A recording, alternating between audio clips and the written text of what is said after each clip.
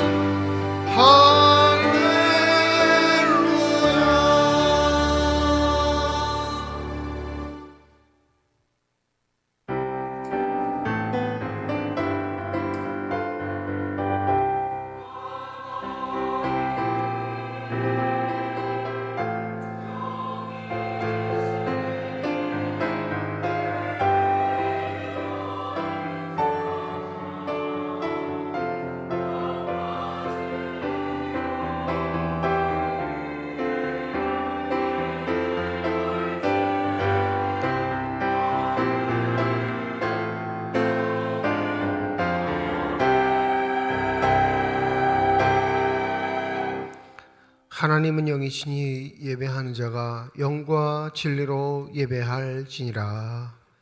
한 해 동안 우리를 살피고 보호하셨던 하나님의 응성에 응답하여 이 자리에 나와 예배드리는 주의 자녀들의 예배를 기뻐 받아 주시옵소서. 진실된 마음과 정직한 영으로 삼위일체 하나님의 성호를 찬양하며 예배 드릴 때에 하나님이셔 영으로 임재하여 주셔서 주님만 주실 수 있는 평강과 기쁨이 저희 심령 가운데 가득 넘치게 하여 주시옵소서. 감사드리며 우리 주 예수 그리스도의 이름으로 기도드립니다. 아멘.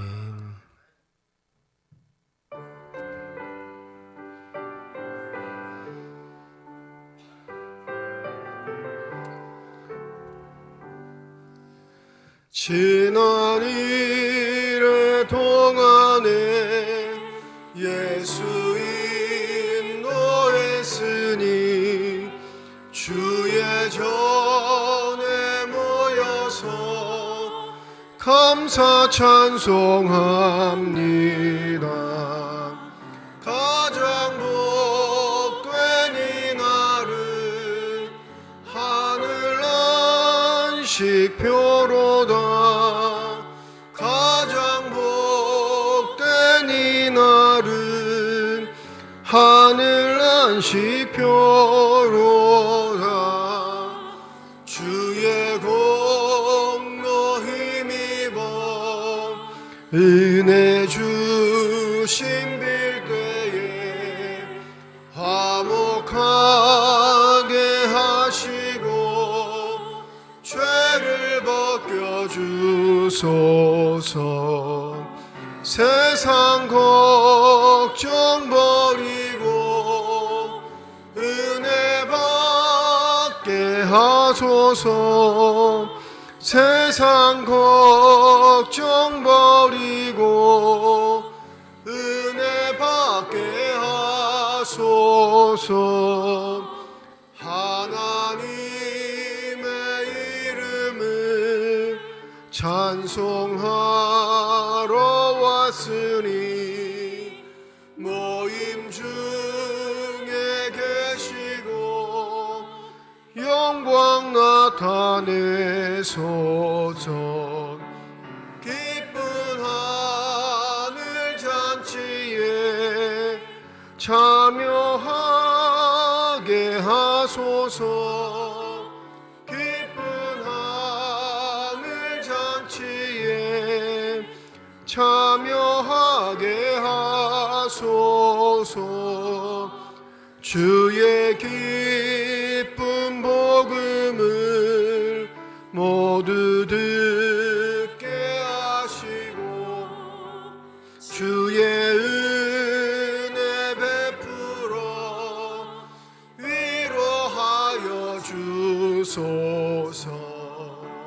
주님 오실 때까지 이 날 지키리로다.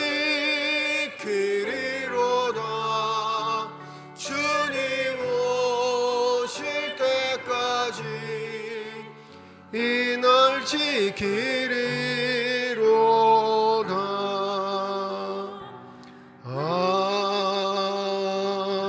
아멘. 할렐루야. 하늘에서 여호와를 찬양하며 높은 데서 그를 찬양할지어다.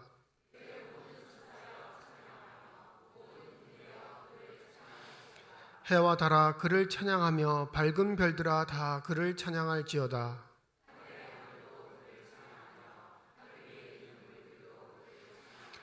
그것들이 여호와의 이름을 찬양함은 그가 명령하심으로 지음을 받았음이로라.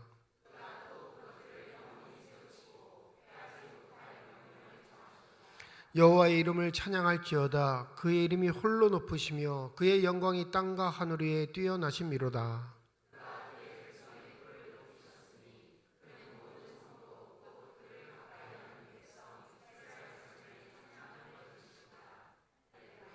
아멘. 지난 한 주간 동안의 삶을 되돌아오며 주님 앞에 참회의 기도를 드립니다.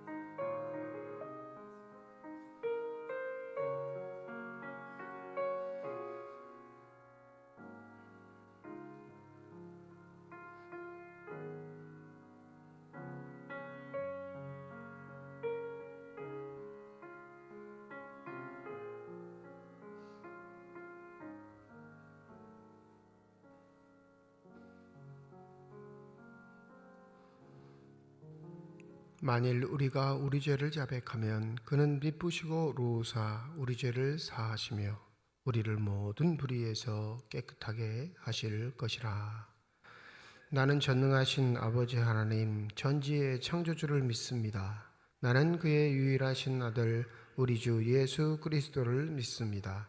그는 성령으로 잉태되어 동정녀 마리아에게서 나시고 본디오 빌라도에게 고난을 받아 십자가에 못 박혀 죽으시고 장사된 지 사흘 만에 죽은 자 가운데서 다시 살아나셨으며 하늘에 오르시어 전능하신 아버지 하나님 우편에 앉아 계시다가 거기로부터 살아있는 자와 죽은 자를 심판하러 오십니다.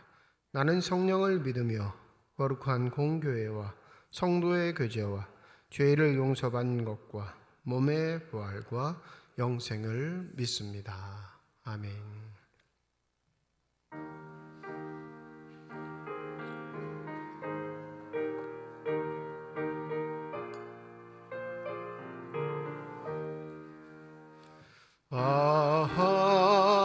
하나님의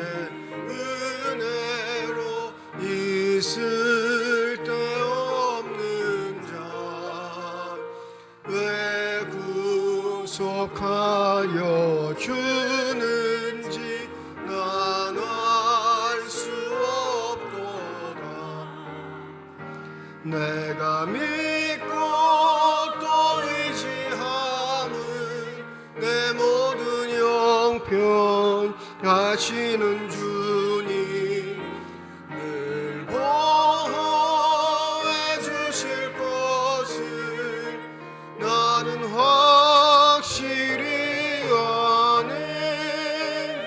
왜 내게 굳세 믿음과 또 복음 주셔서 내 마음이 항상 편한지 난 알 수 없도다. 내가 믿고 또 의지함은 내 모든 형편 아시는 주님 늘 보호해 주실 것을 나는 확실히 아네. 왜 내게 성령 주셔서 내 마음 감동해 주 예수 믿게 하는지 난 알 수 없도다. 내가 믿고 또 의지함은 내 모든 형편 아시는 주님 늘 보호해 주실 것을 나는 확실히 아네. 주 언제 강림하실지 혹밤에 혹낮에 또 주님 만나 그것도 난 알 수 없도다. 내가 믿고 또 의지함은 내 모든 형편 아시는 주님 늘 보호해 주실 것을 나는 확실히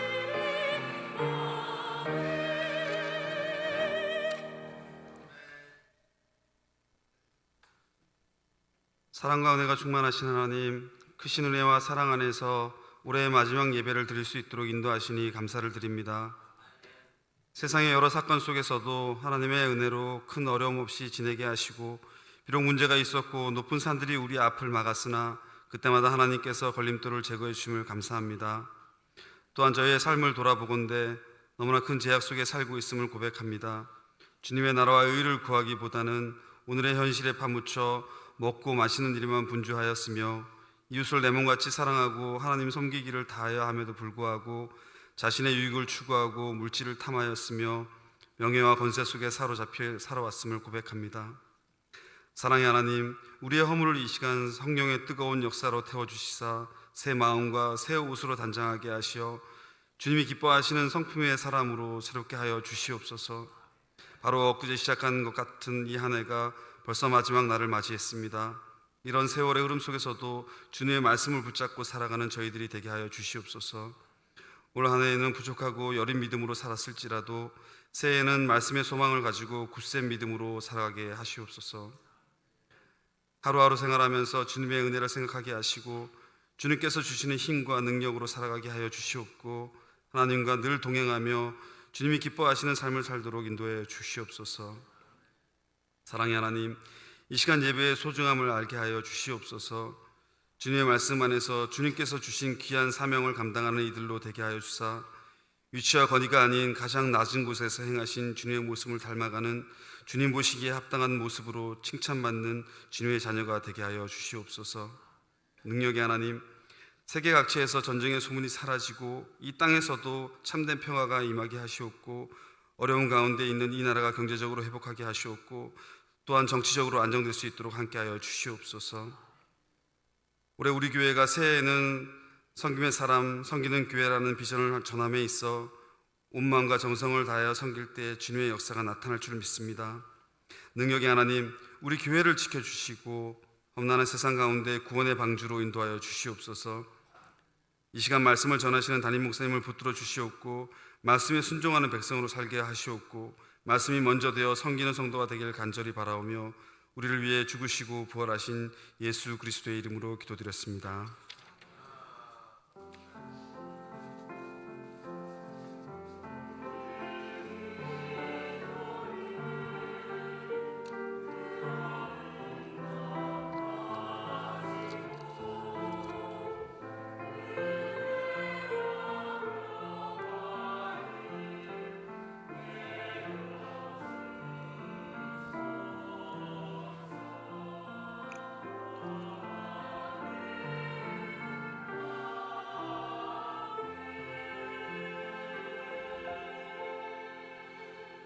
송년주일 우리에게 준 하나님의 말씀입니다. 구약성경 이사야 61장 10절에서 62장 3절까지 말씀, 신약성경 누가복음 2장 22절에서 35절까지의 말씀입니다. 다 함께 자리에 일어나 하나님의 말씀을 받겠습니다.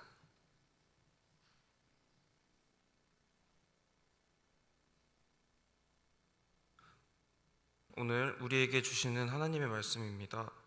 내가 여호와로 말미암아 크게 기뻐하며 내 영혼이 나의 하나님으로 말미암아 즐거워하리니 이는 그가 구원의 옷을 내게 입히시며 공의의 옷을 내게 더하심이 신랑이 사모를 쓰며 신부가 자기 보석으로 단장함 같게 하셨음이라. 땅이 싹을 내며 동산이 거기 뿌린 것을 움돋게 함 같이 주 여호와께서 공의와 찬송을 모든 나라 앞에 솟아나게 하시리라. 나는 시온의 의가 빛같이 예루살렘의 구원이 횃불같이 나타나도록 시온을 위하여 잠잠하지 아니하며 예루살렘을 위하여 쉬지 아니할 것인즉 이방 나라들이 네 공의를 뭇 왕이 다 네 영광을 볼 것이며 너는 여호와의 입으로 정하실세 이름으로 일컬음이 될 것이며 너는 또 여호와의 손에 아름다운 관 내 하나님의 손에 왕관이 될 것이라.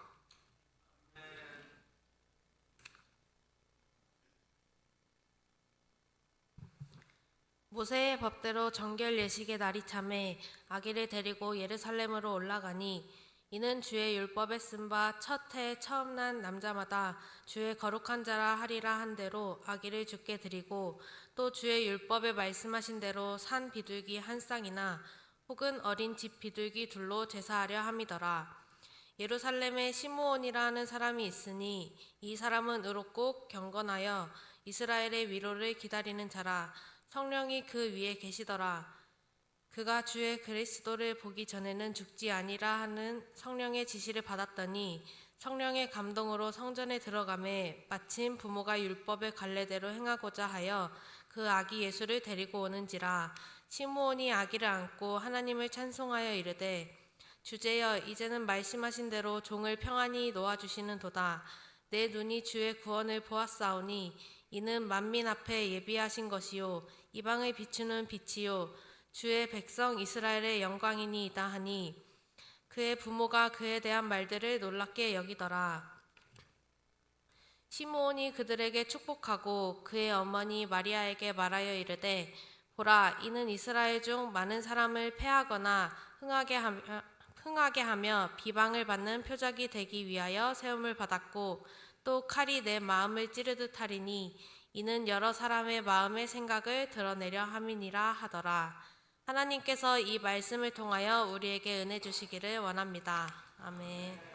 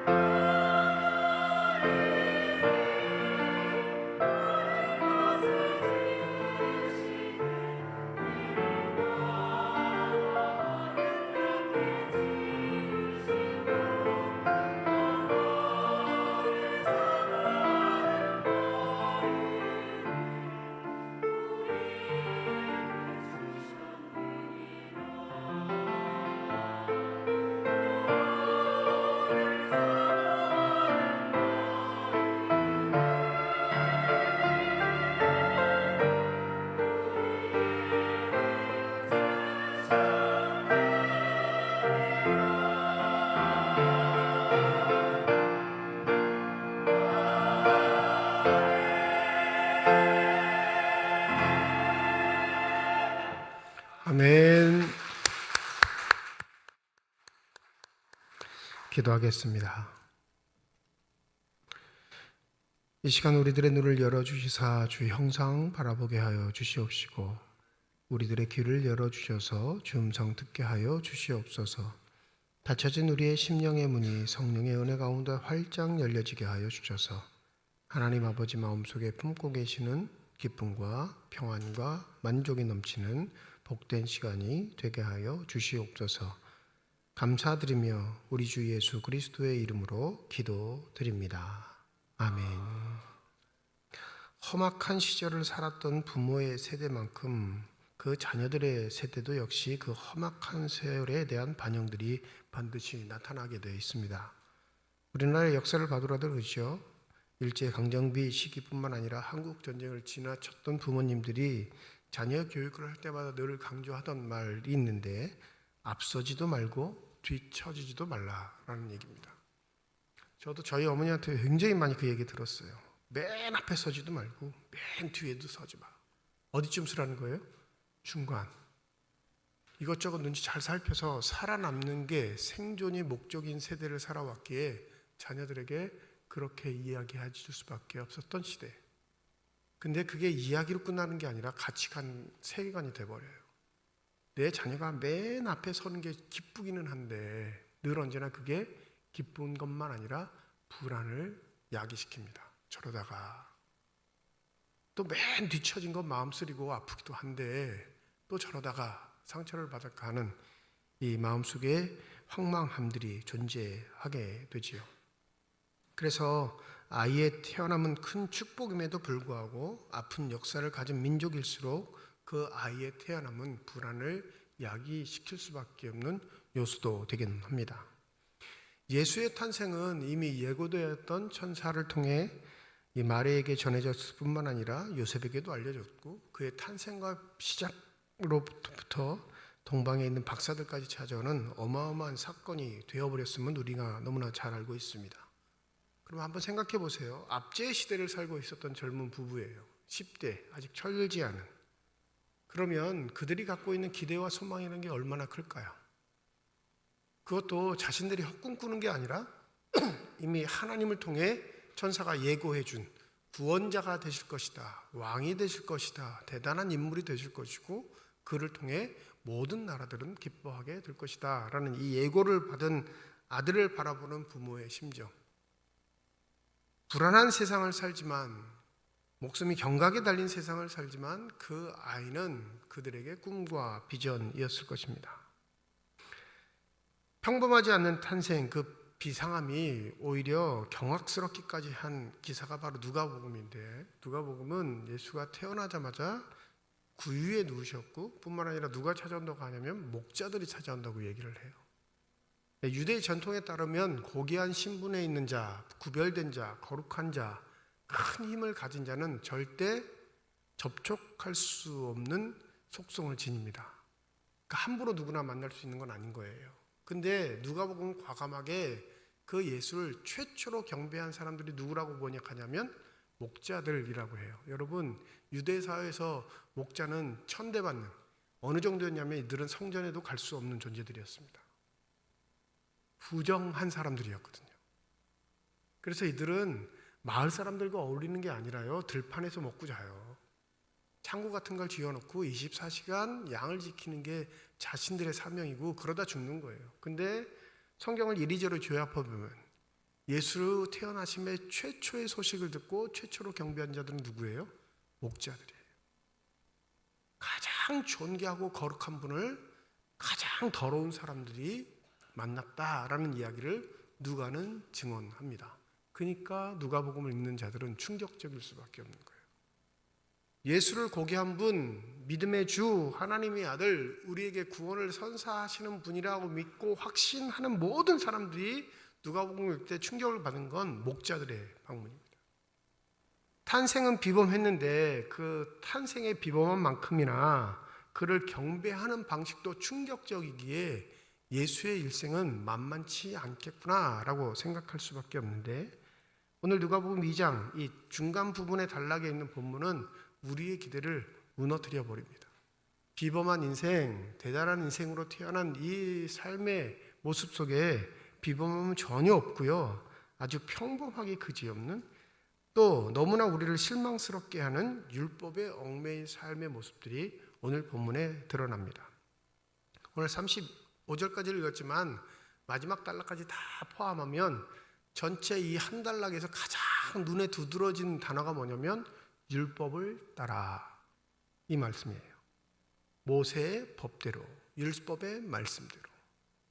그러니까 비범한 인생이면, 대단한 인생이면 그것을 능가하는 모습들이 보여져야 하는데, 그것을 초월하는 모습들이 보여져야 하는데, 그렇지 않고 마리아와 요셉과 예수는 율법에 따라 살아가는 존재임을 강조하고 있다는 사실을 우리가 잊지 말아야 할 것입니다.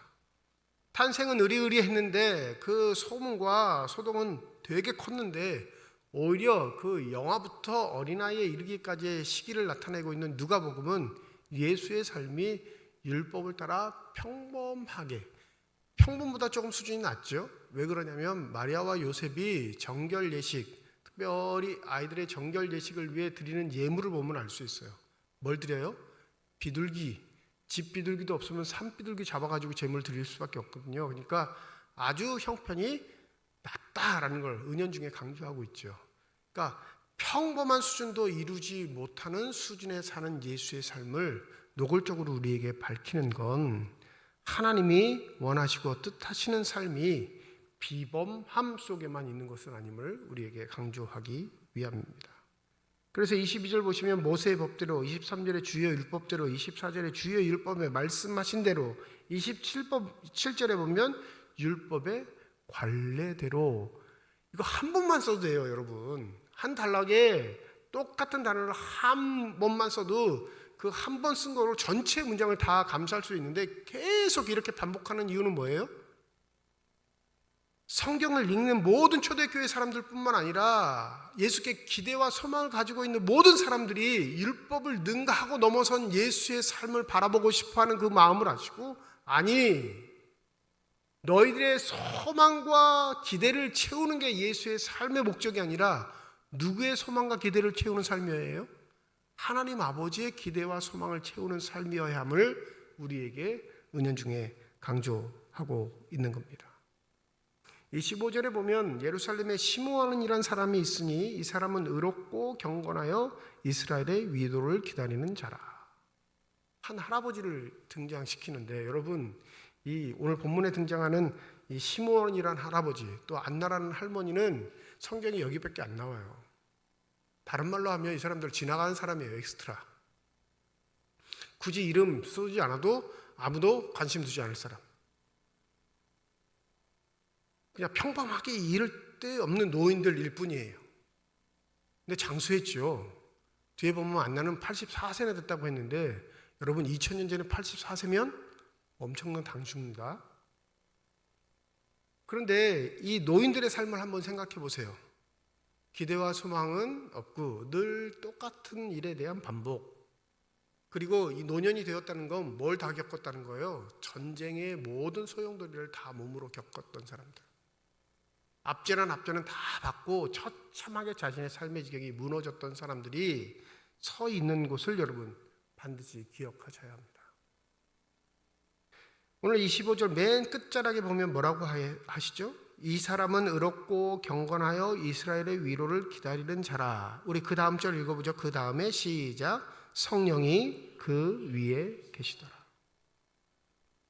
시므온에게 강조하고 싶었던 건 뭐냐면, 하나님의 영을 받아 하나님의 말씀을 듣는 자로 하나님의 말씀을 예언하는 요소가 있음을 시므온에게는 덮어 씌우고 있는 거예요. 은연중에 그 강조하고 있는데, 잘 기억하셔야 할 건 이미 성령이 보편적인 용어로 사용되어지지 않은 시대에 아주 독특하게 몇몇 사람들에게만 하나님이 각별하신 은혜로 주시는 것이 성령이었을 때부터 시므온은 성령을 받은 사람이었습니다. 특별한 사람이에요? 보편적인 사람이에요? 특별한 사람이에요. 우리가 원하는 특별한 사람. 우리가 얼마나 욕심이 많은지 하나님이 우리를 사랑하십니다. 그럼 별로 좋아하지 않아요. 그죠? 거기에 뭐가 붙어야 되죠? 특별히 당신을 더 사랑하십니다. 이럴 때나 좋아요. 하나님도 내 하나님이어야 더 좋은 세상. 그러니까 남과 달리 내가 돋보이는 게 좋은 세상이면 늘 언제나 형용업구가 특별한이라는 게 붙어요. 근데 시므온은 시므온 자체의 인생이 특별할 수밖에 없음은 이미 제자들에게도 내리지 않았던 성령이 누구에게 내렸어요? 시므온에게 내렸는데 그 특별한 노인을 인도하시는 하나님의 방식은 너무나 평범하다는 사실을 우리가 반드시 기억하셔야 합니다. 우리의 존재가 특별해도 우리의 존재에 따라 하나님이 역사하실 때는 비범한 방식뿐만 아니라 평범한 방식으로도 우리를 사용하실 수 있음을 잊지 않아야 시험에 걸리지 않아요. 어제 묵상하면서 성령이 이 위에 계셨다면 세례 요한을 능가하는 정도의 사람인데 보세요. 세례 요한은 비범했죠. 어디에서 사람들을 불러 모았어요? 광야에서 사람들을 불러 모았단 말이에요. 여러분, 광야는 죽음의 땅, 물론 하나님을 만날 수 있는 절박한 곳이기도 하지만 사람들이 거룩함을 또 하나님께 영광을 돌리기 위함을 하나님의 축복을 받기 위하면 어디를 가야 하죠? 성전으로 가야 합니다. 근데 그 성전의 세력들이 찾아올 만큼 세례 요한의 비범함이 대단했기에 광야에 사람들이 모이기 시작한 거예요. 그런데 똑같이 이 성전 안에도 한 노인이 존재하는데 이 노인은 누구예요? 시므온이라는 노인인데 그도 성령의 임재를 받고 성령의 지시함을 받고 살아가는 존재예요. 그런데 그가 매일 반복하는 건 뭐예요? 예루살렘 성전의 기도처에 찾아가는 것뿐입니다. 그에게 사람들이 모이는 것도 아니고요. 그에게 사람들이 집중하는 것도 아닙니다. 그에게 사람들이 귀 기울여 그의 말을 듣는 것도 아니에요. 그가 단지 자신에게 임한 성령의 음성에 따라 매일매일 반복하는 건 단 한 가지. 어디로 가는 거예요? 예루살렘 성전으로 가 기도하는 것. 이 시므온과 안나의 구별을 좀 할 줄 아셔야 되는데 시므온은 예언자에 가깝고 안나는 그냥 지극히 평범한 노년의 할머니가 매일 성전에서 기도하는 것 정도의 신앙. 근데 시므온은 이 안나보다는 조금 더 특별하게 하나님의 음성을 들을 줄도 알고 인도하심을 받을 줄도 알고 그 말을 통해 예언을 할 줄도 있는 사람임에도 불구하고 그도 역시 어디에 머물러요? 그냥 성전에 머무는 보편적인 삶을 살고 있습니다. 2024년을 보내며 2024년을 기대하는 여러분들에게 또 저에게 주시는 하나님의 말씀은 비범함 속에 있는 은혜보다 일상 속에 평범한 속에 있는 하나님의 은혜라는 사실에 마음을 쏟을 수 있는 복된 시간이 되시기를 소원합니다. 여러분, 우리의 삶에 우리가 주인공이 아니에요. 하면 아무도 안 하시네요. 우리가 착각하고 있는 거예요. 가장 행복하고 기쁘고 복된 삶은 주님의 손에 붙들려 그분의 도구가 되는 삶, 그분의 자랑이 되는 삶, 그분의 기쁨이 되는 삶인 줄 믿습니다. 그것이 나의 전부라고 여기면 비범함과 평범한, 이 평범함의 더 밑에 지경에 갈지라도 우리의 삶의 요새에 기쁨은 빼앗길 수 없을 겁니다. 근데 우리가 시험에 들고 낭망하는 이유는 내 스스로의 기대, 내 스스로에 대한 자부, 내 스스로에 대한 계획에 있어 내가 다른 사람보다 다르다라는 이 마음에서부터 시작된다는 사실. 똑같은 동일한 세대, 똑같은 동일한 시간, 똑같은 동일한 지역에 살고 있는데 어떤 인간은 성령을 받고 수많은 사람들을 모아놓고 세례를 주는 반면 어떤 사람은 그 성령 받은 자로 그냥 자기 하나 몸 간사하고 성전에서 기도하는 존재로 살아가게 하셨던 하나님의 방법이 있다면 그건 우리가 선택하는 게 아니라 하나님의 부르심에 따라 그렇게 사는 요소일 수밖에 없음을 잊지 않는 저와 여러분이 되시기를 소원합니다. 주님이 우리를 시험에 들게 하는 게 아니라요, 우리 자체가 우리를 시험에 들게 하는 거예요. 뭐 물어보죠. 여러분, 세례 요한이 되고 싶으세요? 시몬이나 안나가 되고 싶으세요? 물어보면 안 하죠. 세례 요한은 예수께 어떤 칭찬 받았죠? 여인이 낳은 아들 중에, 남자 중에 저만한 이가 있다 없다? 없느니라. 근데 아시죠? 세례 요한은 어떻게 죽었죠? 목 잘려 죽였어요. 계집 아예 춤 한 번에 목 잘려 죽였단 말이에요. 옛날 어르신들 얘기가 맞죠? 무슨 말이요? 앞서지도 말고 뒤처지도 마. 세례 요한은 뭐예요? 앞서다가 목 잘려 죽였어. 그의 삶의 결과가 비참했다 해서 세례 요한이 실패한 인생은 아닙니다. 왜요? 그는 예수 오심을 예비하는 자로서의 충분한 사명을 다 했던 삶이기 때문에 그렇습니다. 근데 우리가 기억해야 할 건 이 평범한 일상에서의 하나님의 은혜를 누리는 자들에게도 하나님의 각별하신 섭리가, 인도하심이, 은혜가 있다는 사실을 망각하는 데 있습니다. 늘 하루하루의 일상이 반복되는 게 그게 쉬운 일이 아니에요, 여러분. 우리가 코로나를 겪고 나서도 잠깐 일상의 행복, 일상이 누릴 수 있는 기쁨이 얼마나 큰지 자기 스스로도 다 얘기해 놓고, 이제 코로나가 거의 끝나간다 하자마자 우리 마음속에 드는 마음의 불편한 점은 뭐죠?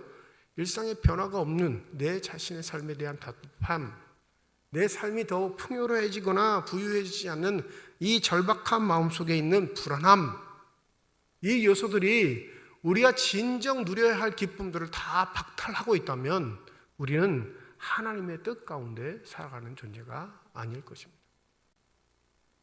굳이 누가는 기록하지 않아도 될 걸 기록해요. 예수가 율법대로, 율법에 진행되는 방식대로, 율법이 살아가라 요구하는 방식대로 그렇게 사셨음을 기록하지 않아도 전형적인 유대인으로 살았다면 이 예수의 일상은 그냥 우리에게 알려주지 않아도 됩니다. 그런데 비범할 것 같지도 않은 이 이야기를 굳이 기록하는 것은, 여러분 기억하십시오. 하나님의 아들인 예수도 율법 아래에서 사셨습니다. 그 평범의 일상을 무너뜨리는 비범한 자로 사는 게 아니라 그 일상의 평범 안에서 하나님의 뜻을 이루는 자로 사는 삶이 우리에게 주어진 현실이라는 사실을 우리에게 강조하고 있는 것이죠. 성령의 위로로, 성령의 인도하심으로 시몬은 성전에 들어가게 됩니다. 27절 보면, 우리 27절 한번 읽어볼까요? 27절입니다. 시작. 성령의 감동으로 성전에 들어가매 마침 부모가 율법의 관례대로 행하고자 하여 그 아기 예수를 데리고 오는지라.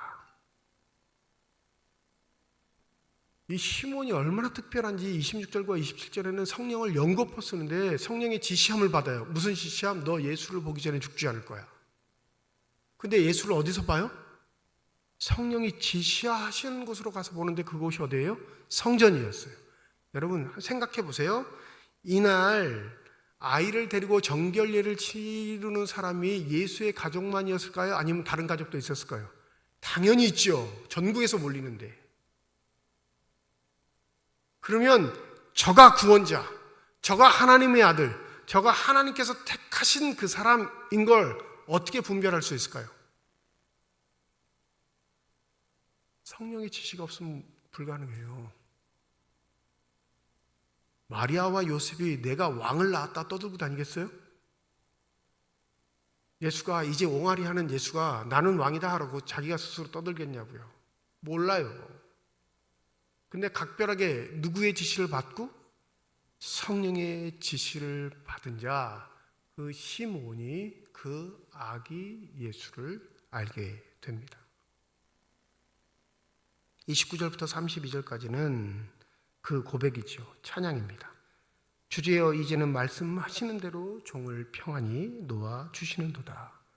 내 눈이 주의 구원을 보았사오니 이는 만민 앞에 예비하신 것이요 이방을 비추는 빛이요 주의 백성 이스라엘의 영광이니이다. 이 짤막한 찬미송이지만 마리아의 찬송과 더불어 초대교회에서 가장 유명했던 찬미송 중에 하나가 우리 성경에 보존되어 있는 겁니다. 시몬이 어떻게 살아왔는지, 무엇을 이루고 살아왔는지, 어떤 업적이 있는지, 얼마나 존경을 받는 인물인지는 아무도 모릅니다. 교회 역사에 남아있지 않아요. 뭐만 남아있냐면 이 찬양 문구만 남아있어요. 그 평생에 몇 년을 산지 모르지만 그래도 그 독특한 삶 중에 초대교회가 이루어지기 이전부터 성령의 충만함 받고 예수가 누구인지를 지목해서 볼 수 있었던 사람. 그런데 이 노인은 이것이 전부였지만 그는 그의 삶에 충만한 하나님의 은혜를 누리는 자로 인정되고 있습니다. 여러분, 시몬이 복된 자일까요? 우리가 복된 자일까요? 제 질문의 의도를 모르시는 것 같아요. 눈을 좀 비비시고 졸음을 이기시고. 시몬이 복된 자일까요? 우리가 복된 자일까요? 당연하죠. 시몬의 예언의 찬송이 우리의 삶에서 이루어졌으니까요. 시몬은 예고한 자지만 우리는 그 열매를 눈으로 목격하고 지금 현실의 세계에서 누리는 사람들입니다. 왜요? 이방의 구원의 빛이 비추인 현실이 바로 우리 자신이거든요. 믿으십니까? 그러함에도 불구하고 감사하지 못한 건 우리의 마음이 어디에 있기 때문일까요? 삼일체 하나님께 있지 않고 내 스스로의 세계, 내가 살고 싶어하는 세계에 우리의 시선이 있기 때문에 그렇습니다.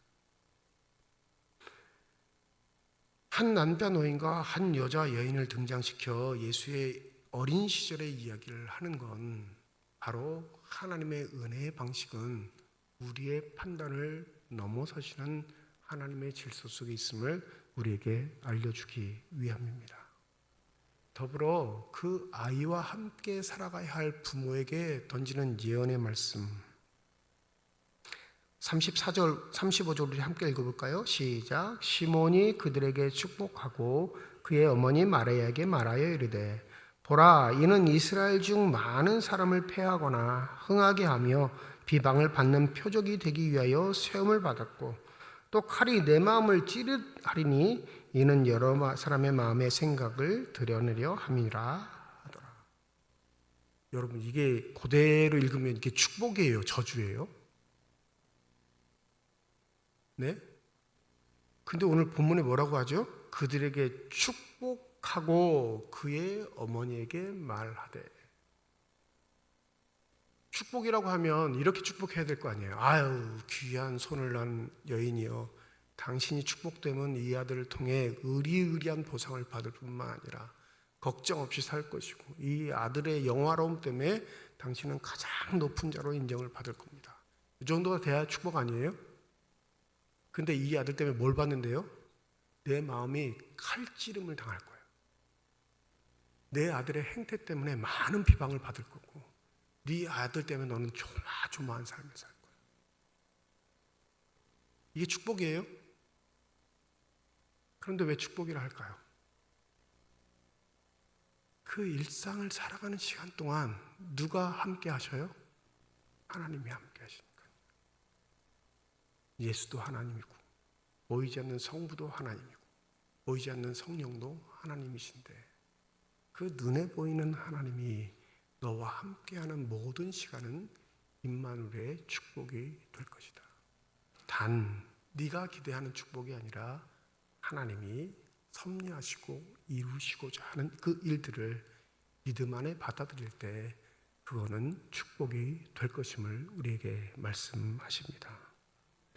2023년 여러분이 기대하지 않는 것, 또 소망했던 것들이 이루어지지 않았다 할지라도 우리가 낙담하지 말아야 할 건 23년 한 해에도 하나님은 우리와 함께 하셨기 때문에 그렇습니다. 2024년을 맞이하면서도 우리가 낭망하거나 실망하지 말아야 할 건 올 한 해 함께 하셨던 하나님이 내년에도 우리의 삶을 함께 하시기 때문일 것입니다. 그런데 우리가 한 가지 해야 할 게 있어요. 성령의 인도하심을 받는 사람이라면 우리가 기대하는 것, 우리가 뜻하고 원하는 것이 아닌 하나님 원하고 뜻하신 것에 붙잡힌 바 되는 삶이 되기를 원하는 것. 그런 삶 속에 하나님의 기대와 소망은 반드시 아름답게 이루어질 줄 믿습니다. 얼마 전에 한 분하고 통화했어요. 왜 교회 안 오세요? 저 전화 안 하기로 되게 유명한 사람이거든요. 여러분, 제 전화를 받고 싶으시면 한 말썽을 한 1년 동안 치시면 간혹 한 번씩 전화 할 거예요. 절대 전화 잘 안 합니다. 그래가지고 무슨 신앙이 되겠어요? 전화 받고 교회 오고 전화 받고 끌려 나오고, 그럼 그게 무슨 신앙이 되겠냐고요. 여러분은 학창시절에 학교 다닐 때 전화 받고 학교 가셨어요? 네? 회사 다니실 때 회사에서 전화 와야 회사 다니셨냐고요. 먹고 사는 문제에 있어서 목숨 걸고 죽기까지 각오하고 다니면서 왜 생명의 은혜가 넘치는 교회는 전화 받고 와야 하는 곳이 되어버렸나요? 우리의 태도가 잘못된 거 아닙니까? 왜 안 오세요? 그러니까 뭐라고 하냐면 되는 일이 하나도 없어요. 기도하는 게 하나도 안 이루어져요. 그럼 뭐하러 교회에 나가겠어요? 그러더라고요. 제가 뭐라 그랬을까요? 그쵸? 저 아시는 분 다 그 말씀 하실 거예요. 오지 말라 그랬어요. 좋은 교회 만나서 가시라고. 뭐 저런 목사가 있지 그러실 거예요 지금. 저 원래 이런 목사예요. 그러니까 저한테 기대하지 마시고 하나님께 기대하세요. 하나님께. 그리고 여러분, 하나님 우상이 아니기에 내 소원에 만족을 주시는 분 아니에요. 그분의 뜻 가운데 우리를 인도하셔서 그분의 목적을 이루시는 분인 줄 믿습니다. 그러니까 우리가 성공한 인생이 되는 거예요. 우상과 부적에게 빌어서 내 소원과 만족을 이룰 것이 충분하시다면 하나님 필요 없으세요. 그냥 그런 우상 딸다 사시면 돼요. 그런데 하나님만이 내 도움이 되신다, 그 예수 그리스도만이 나의 생명이 되신다 믿으시걸랑 성령의 인도하심을 따라 그분이 명령하시는 대로 삶의 시간 가운데 삼위일체 하나님과 동행함이 나에게 큰 축복임을 믿고 살아갈 수 있는 저와 여러분이 되시기를 소원합니다. 이미 2000년 전 예루살렘 성전, 세례 요한이 세례를 광야에서 줄 때 성전은 부패한 곳이었어요. 성전은 무너진 곳이었어요. 성전은 악이 다툼만 있고 자신의 목적을 위해, 자신의 배를 채우기 위해 종교 지도자들이 그득그득한 곳이었습니다. 그러니 이미 하나님이 보시기에는 그 성전은 희망이 없는 곳이었는데 시몬을 어디로 인도하셨다고요? 성전으로 인도하셔서 그 성전의 주인이 되신 예수를 찬미하는 귀한 그릇이 되게 하셨다는 사실을 우리가 잊지 말아야 할 줄 믿습니다. 여러분, 교회가 아무리 타락해도 교회가 다 없어질 것 같죠? 제 생각 그렇지 않습니다. 이 세상의 모든 교회가 타락해도 반드시 하나님이 세우신 교회는 하나님이 지켜가십니다. 목사가 지키는 거 아니에요. 여러분이 지키는 거 아닙니다. 그런 착각하니까 자꾸 타락하는 거예요. 구원은 교회를 통해 세상의 빛과 소금으로 드러나게 될 줄 믿습니다. 2000년 전에도 그러셨잖아요. 그래서 예수를 통해 우리를 성전 삼아 주신 하나님의 은혜. 그러니 여러분, 내 앞가림, 내 처세, 내 현실에 좌우되지 마시고 내 몰골과 상관없이 여전히 나에게 은혜를 베푸신 하나님께 소망이 있음을 기억하시고 그분을 붙잡는 귀한 한 해가 되기를 소망합니다. 그게 바로 시므온처럼 하나님의 위로를 기다리는 자의 삶이 될 줄 믿습니다. 이 은혜가 저와 여러분의 있기를 주님의 이름으로 축원드립니다. 기도하겠습니다. 별 볼 일 없는 노인이었습니다. 아무도 관심을 두지 않았는데 성령의 은혜를 받은 자에게는 그가 어떠한 축복을 받았는지 드러내는 사람이 된 것입니다. 우리의 일상 속에 함께 하시는 하나님, 우리의 삶의 자리에서 남들에게 자랑할 만한 즐겁고 기쁜 일이 없을지라도 우리와 함께 하시는 하나님의 은혜에 감동하고 감격하고 기뻐할 수 있는 믿음의 사람들이 되게 하여 주시옵소서. 때로는 하나님께서 우리에게 주신 축복이라는 것이 우리의 삶의 처참함을 드러낼 때가 있습니다. 마음은 괴롭고 마리아처럼 칼이 마음을 찌르는 듯한 고통 속의 연속이고 풀리는 일은 없을지라도 그 현실이 하나님의 축복을 취소할 수는 없음을 잊지 않는 믿음의 사람들이 되게 하여 주시옵소서. 이루어지지 않는 기대, 소원에 오히려 하나님께 감사할 수 있는 시간이 되게 하여 주시고 새해에는 더욱더 소망의 주님을 붙잡을 수 있는 복된 삶들이 되게 하여 주시옵소서. 감사드리며 우리 주 예수 그리스도의 이름으로 기도드립니다. 아멘.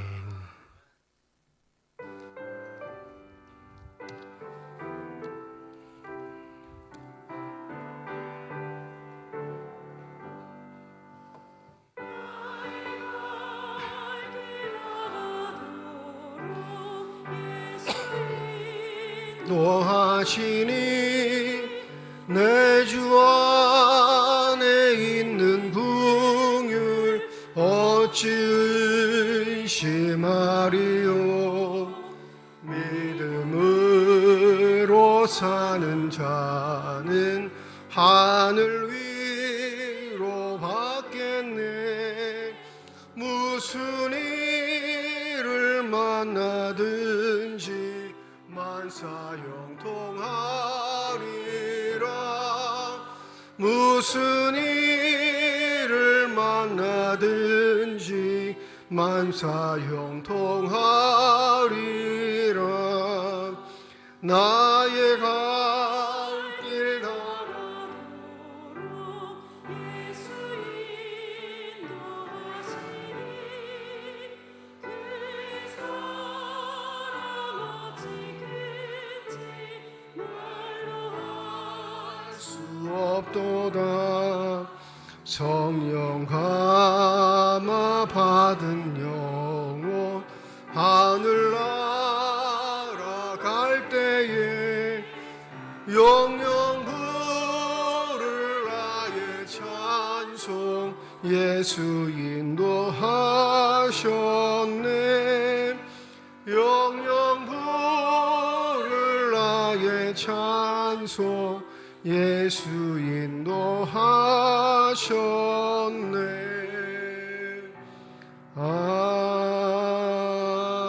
아멘.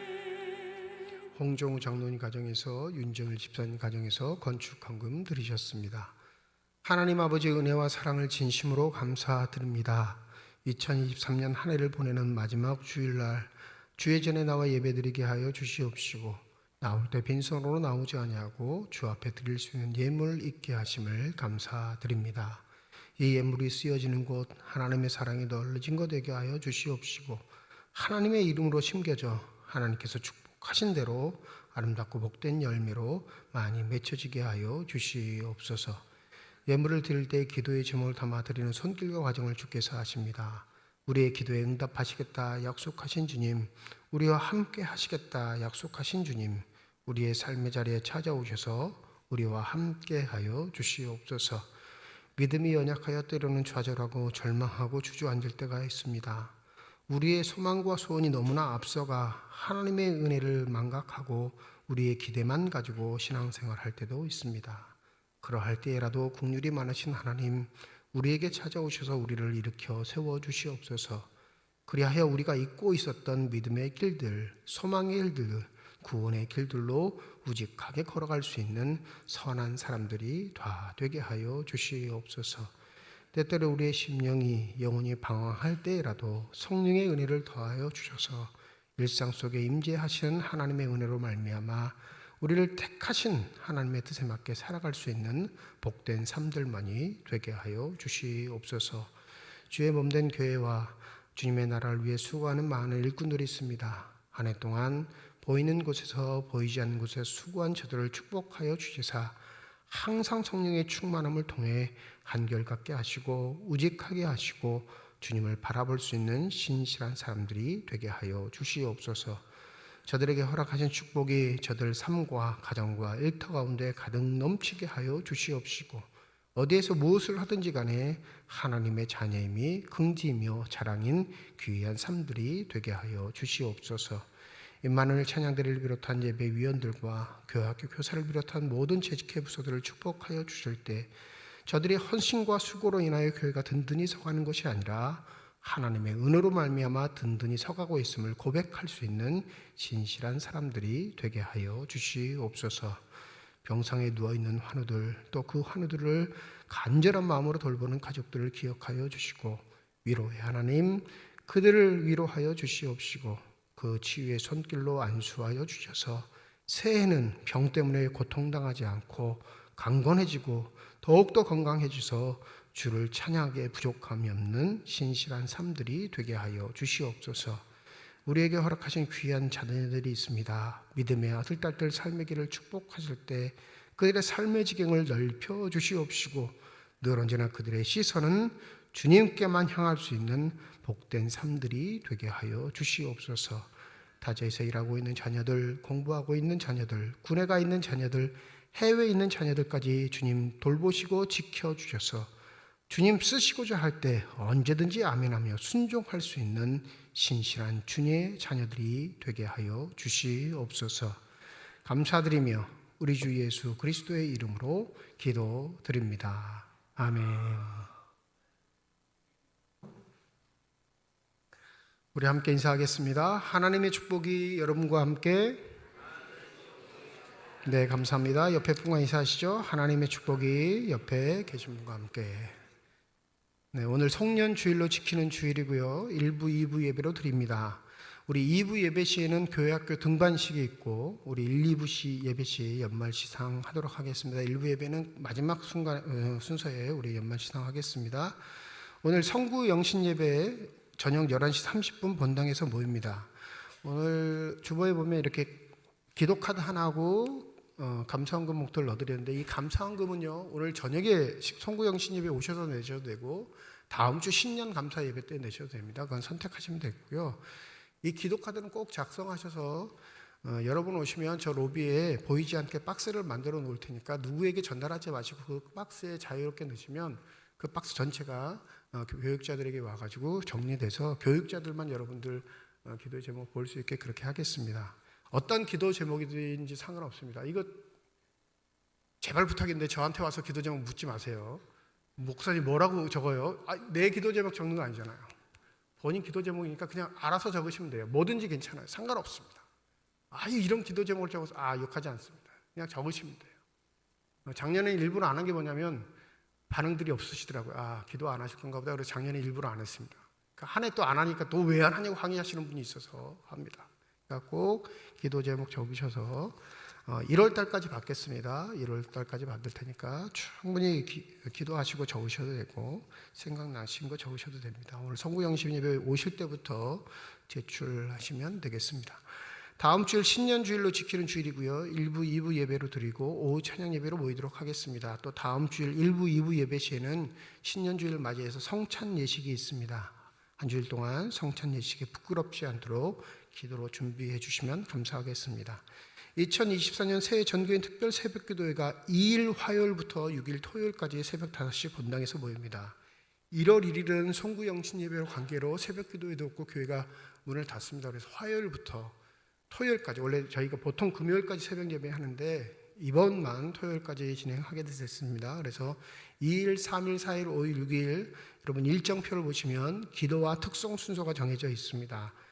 자기 담당 교구가 언제 특송인지 잘 기억하시고 함께 동참해 주시고 또 5일 동안 진행되니까 이 시간 동안 정성껏 참여해 주시면 감사하겠습니다. 이번 주제는 시험을 만나거든 이 야고보서를 한번 일주일 동안 간략하게 돌아볼 텐데 한 주 동안 준비하시는 건 새벽 예배를 위해서 일단 기도하시고 이번 한 주간은 마가복음 읽지 마시고 야고보서만 계속 읽으셨으면 좋겠어요.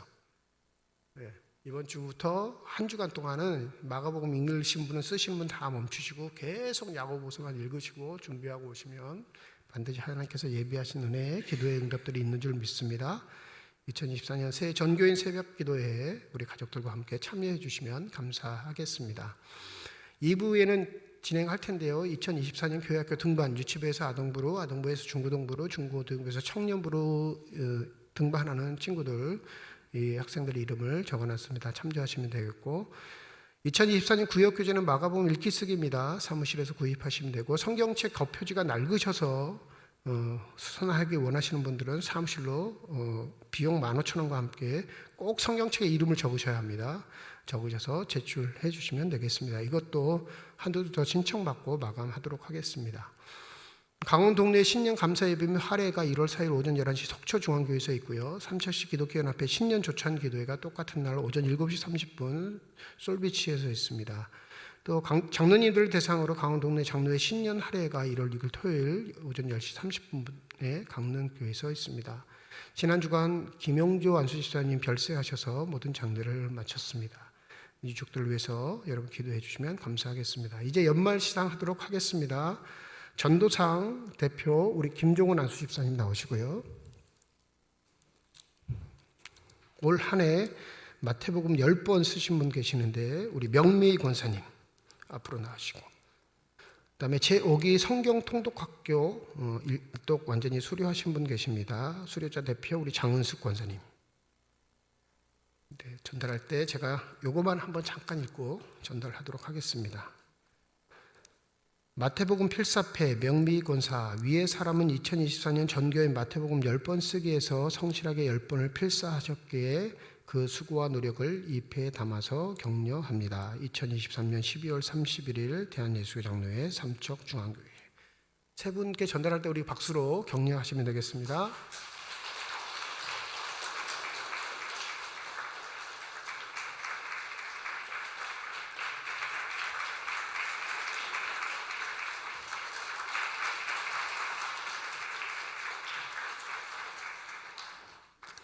명단에 있는데 일부 예배 참석하시고 못 받으신 분들은 사무실에서 꼭 선물 받으셔서 필사패나 이 패 받으셔서 돌아가시면 되겠습니다. 이제 다 함께 자리에 일어나셔서 결단 찬양 드리겠습니다.